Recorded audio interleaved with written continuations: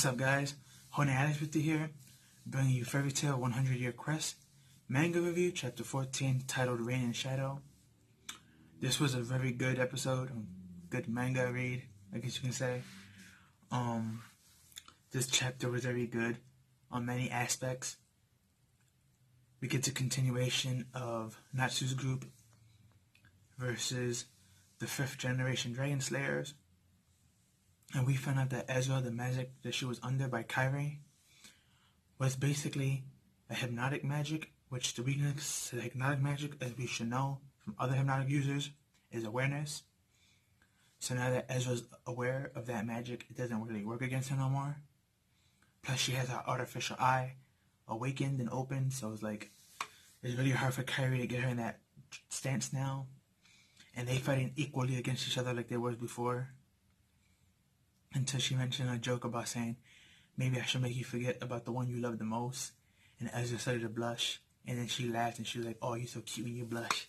And making fun of Ezra. And Ezra just got more upset. And as their battle commenced, we got Natsu and Wendy versus Ryder. And, or Raider, I mean.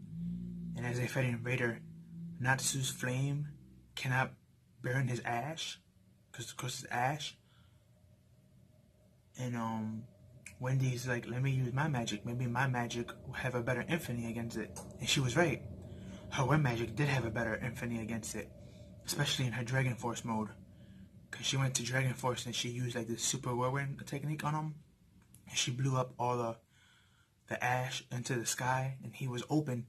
And Natsu punched him in the face, sent him flying back down to the ship. He's not knocked out, but he's on his knees right now. And you have Mad Mo coming from like the bottom of the ship saying, what's going on? And he goes like, he sticks his hand out, like telling him not to get involved, I guess. And he just smiles where he smirks at them. So I'm not sure if this is going to be a 2v2 or just Wendy and Natsu versus him. Ryder, but now that Natsu's on stable ground and not on a moving ship, he should have that weakness. So I doubt if he probably lose to this guy, but who knows? I mean, he lost to Mad Mo only because he couldn't really do anything. I mean, Mad Mo got him trapped, stuck on a ship, which was his weakness. Which is funny how these 5th generation Dragon Slayers don't got that weakness. They were on the boat perfectly fine. And they ain't, struggle with motion sickness. But though a couple of chapters back in the OG Fairytail, Agdalogia and the original Dragon Slayers did. So that was kind of weird. Not sure if that's a plot hole or maybe these new guys are a new generation, a new breed with better stuff and not that many weaknesses like them. Who knows? But that was pretty good to know. Then we switch over to the guild. And we have Toka apologizing and saying thank you to Luxus. And Luxus is like, don't worry about it. And his teammate Evergreen is like upset at him. And you got Bisky in the back just making fun of him for getting her upset. And Luxus tells her something that if you're going to stay in this guild, I'm going to treat you like family, so I'm going to protect you. But family don't keep secret from each other. So is there anything you'd like to say? But then, people started defending her saying, oh, everyone has their secrets, let her be. Stuff like that. Then we get something that would be interesting. Where she said, I will go back. Now, when she says this, we just see the Fairytail building, and we see those words of I might go back, but what is she talking about? Back to her old way of living? Back to where she used to live? I mean, we know she's known as the White Mage Toka, but what is the White Mage? And where is she going to go back to?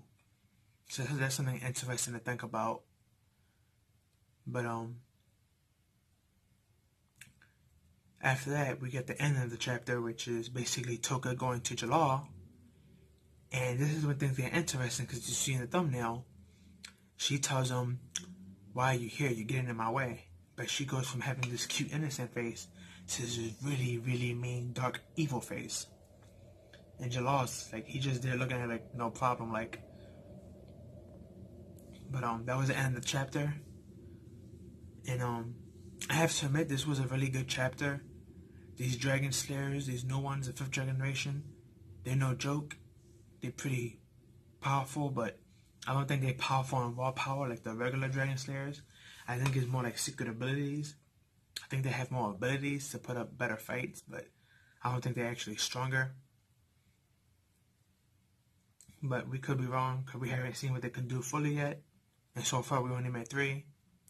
Madmo, Scarrider, and Kriya, or Kyrie, however you pronounce her name.